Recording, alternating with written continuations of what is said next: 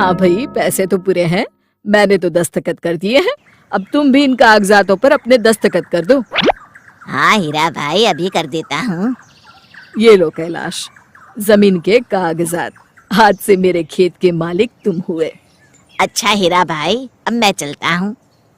फिर कैलाश जमीन के कागजात लेकर वहाँ से चला जाता है।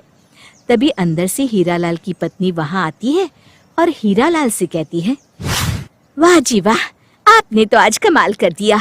आखिरकार उस मनहूस जमीन से हमें छुटकारा मिल ही गया। हीरालाल मुस्कुराकर कहता है, तुम बिल्कुल सही कहती हो भाग्यवान। वो जमीन तो मेरी जान का जंजाल बन गई थी। अच्छा हुआ ये बेवकूफ कैलाश मुझे मिल गया और मैंने ये जमीन इसके पल्ले बांध दी। रात को खाना खाते समय कैलाश की पत्नी उससे पूछती है, क्यों जी, तुमने जो खेत खरीदे हैं वो कैसे हैं? वहाँ की जमीन कैसी है? अरे भाग्यवान, जमीन तो बहुत अच्छी है। मैं पूरे दावे से कहता हूँ, अगर उस पर सही तरीके से खेती की जाए तो वो सोना उगलेगी, सोना। भगवान करे आपकी बात सच निकले और हमारे बुरे दिन जल्द ही खत्म हो जाए। फिर अगले दिन कैलाश खेतों पर पहुंचता है। फिर शाम तक काम करने के बाद कैलाश अपना सारा सामान उसी पेड़ के नीचे छोड़कर अपने घर लौट जाता है। फिर अगले दिन कैलाश खेतों पर पहुंचता है। कैलाश ये देखकर हैरान हो जाता है कि उस पेड़ के नीचे से उसके द्वारा छोड़े गए सारे सामान गायब है। अरे भगवान, ये क्या हो गया? मेरा सारा सामान कहाँ गायब हो गया? मेरा तो बड़ा नुकसान हो गया। रात को जरूर कोई चोर यहाँ आकर सारा सामान उठा ले गया होगा। मुझे शहर जाकर फिर से सारा सामान लाना होगा। फिर कैलाश अगले दिन खेती के औजार और सामान वगैरह शहर से खरीद कर ले आता है और अपने खेत पर एक छोटी सी झोपड़ी बना लेता है। हाँ, अब ठीक है। मैं आराम से रात भर खेत में रुककर अपने सामान की रखवाली कर सकता हूँ।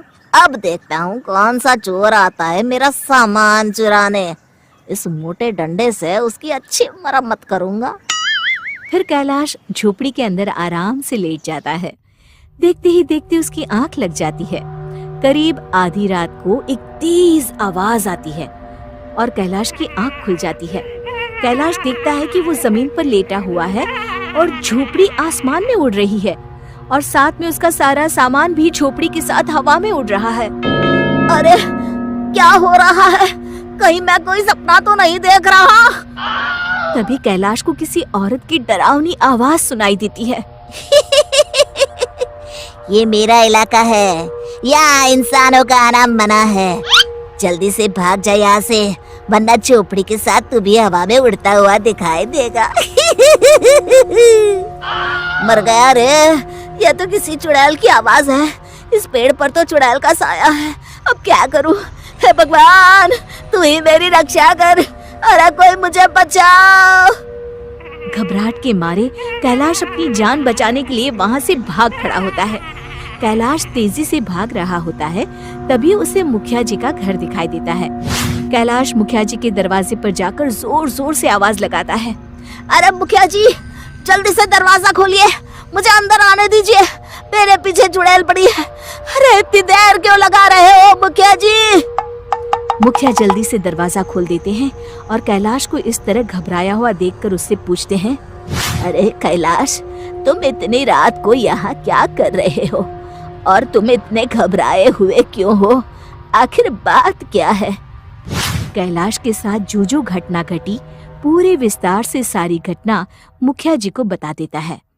कैलाश की बात सुनकर मुखिया जी क्रोधित होकर कैलाश से कहते हैं, अरे बेवकूफ, किसने तुझसे कहा था वो जमीन खरीदने के लिए? हीरालाल तो एक नंबर का चालाक आदमी है। उसने अपनी बातों में फंसाकर वो जमीन तुझे बेच दी। बहुत साल पहले हमारे बाप दादा उस जमीन पर मुर्दे जलाया करते थे। तभी से उस जमीन पर चुड़ैल का साया है, इसलिए उस जमीन के आसपास कोई जाता भी नहीं। कैलाश आशा भरी नजरों से मुखिया जी को देखते हुए कहता है, आप जो उचित समझते हैं वो करिए, बस मेरे खेतों को उस चुड़ैल से मुक्ति दिलवाइए। फिर अगले दिन मुखिया कुछ गांव वालों को लेकर उस खेत में पहुंचते हैं और वहां पूजा पाठ करके पेड़ के नीचे एक छोटा सा शिव जी का मंदिर स्थापित कर देते हैं। देख कैलाश, अब मंदिर स्थापित हो गया है। अब महादेव की कृपा से चुड़ैल तेरे खेत के आसपास भी नहीं भटकेगी। चलो अब हम सब यहाँ से चलते हैं। रात को चुड़ैल खेत के पास वापस आती है और जैसे ही चुड़ैल उस पेड़ के पास जाती है, अचानक उस पेड़ के आसपास एक तेज प्रकाश चमकने लगता है और चुड़ैल का शरीर जलने लगता है। ये क्या हो रहा है मुझे? तभी चुड़ैल की नजर पेड़ के नीचे बने शंकर जी के मंदिर पर पड़ती है। ये तो शिव जी का मंदिर है। इनकी शक्ति के सामने मैं नहीं टिक सकती। अगर मैं ज्यादा देर यहाँ रुकी तो जलकर राख हो जाऊंगी। मुझे अपनी जान बचाकर यहाँ से भाग जाना चाहिए। इसी में मेरी भलाई है।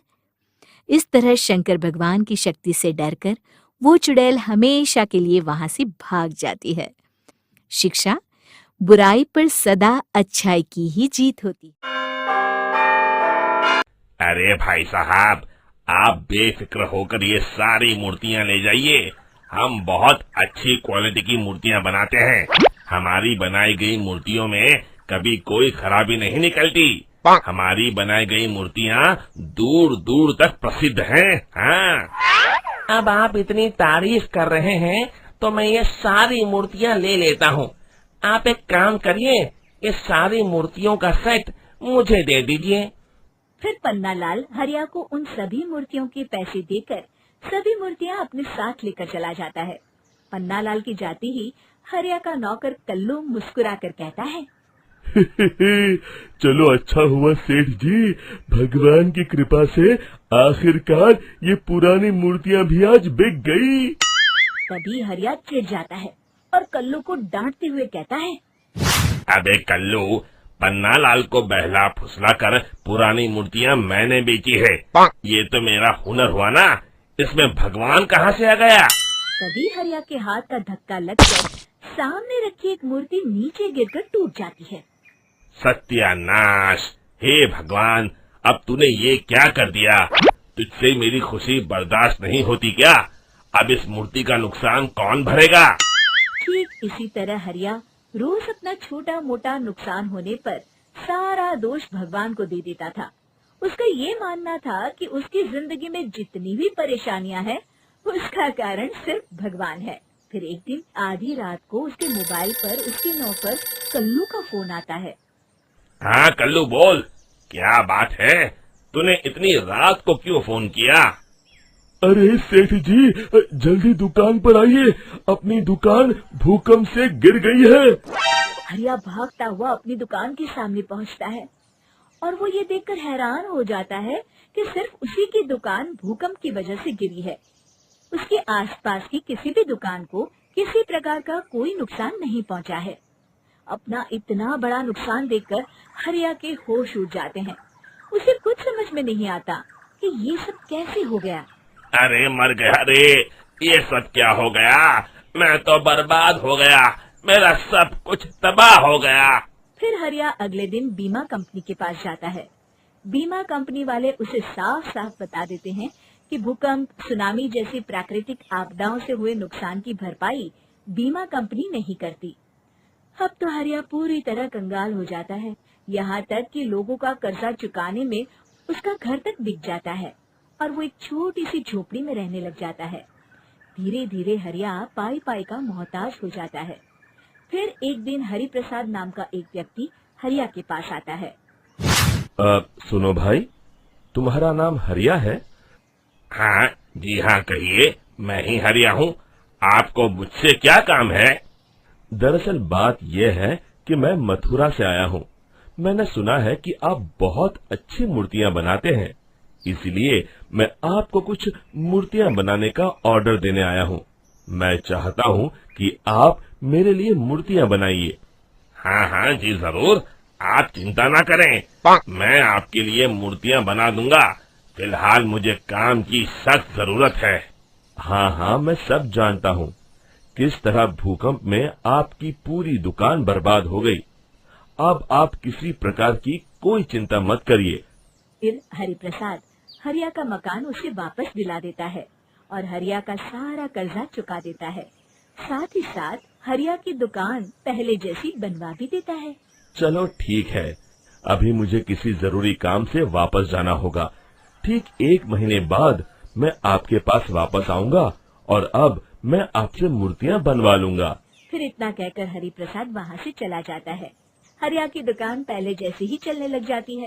देखते देखते 1 महीना बीत जाता है मगर हरिप्रसाद वापस नहीं आता। इसी तरह 6 महीने और बीत जाते हैं लेकिन फिर भी हरिप्रसाद वापस नहीं आता। फिर हरिया अपने नौकर कल्लू से कहता है, अरे कल्लू, इतने महीने बीत गए लेकिन हरि प्रसाद साहब अभी तक नहीं आए। उनकी वजह से ये दुकान और मेरा मकान मुझे वापस मिला है। अब तो मैं अच्छा खासा कमाने भी लग गया हूँ। एक काम करता हूँ, उनके दिए गए पते पर जाकर उनसे मिलकर उनके सारे पैसे उन्हें लौटा देता हूँ। अगले दिन हरिया हरिप्रसाद के बताए हुए शहर में पहुंच जाता है और वहाँ एक रिक्शा वाले से उसे हरिप्रसाद के पते पर पहुंचाने के लिए कहता है। रिक्शे में जैसे ही वो बैठता है, थोड़ी देर के बाद रिक्शा एक छोटे से मंदिर के सामने आकर रुक जाता है और रिक्शा वाला उससे कहता है, लो साहब, पहुंच गए, यही पता है। फिर रिक्शा वाला वहाँ से चला जाता है। अरे, ये रिक्शा वाला तो मुझे बेवकूफ बनाकर चला गया। यहाँ तो कोई मकान नहीं है, बस ये एक छोटा सा कृष्ण भगवान का मंदिर है। हरिया वहाँ से गुजर रहे एक आदमी को एक कागज दिखाते हुए हरिप्रसाद का पता पूछता है। पहले तो हरिया को कुछ समझ में नहीं आता, लेकिन वो फिर सोचता है यहाँ कृष्ण भगवान के मंदिर के अलावा दूर तक कोई मकान नहीं है और उस आदमी का नाम हरिप्रसाद था। फिर हरिया को समझ में आ जाता है कि हरिप्रसाद कोई आदमी नहीं था बल्कि स्वयं भगवान उसकी मदद करने आए थे। हरिया मंदिर में लगी कृष्ण भगवान की मूर्ति को प्रणाम करता है और वहाँ से खुशी खुशी अपने घर लौट जाता है। शिक्षा, भगवान हमेशा मुसीबत की घड़ी में किसी न किसी रूप में आके हमारी मदद करते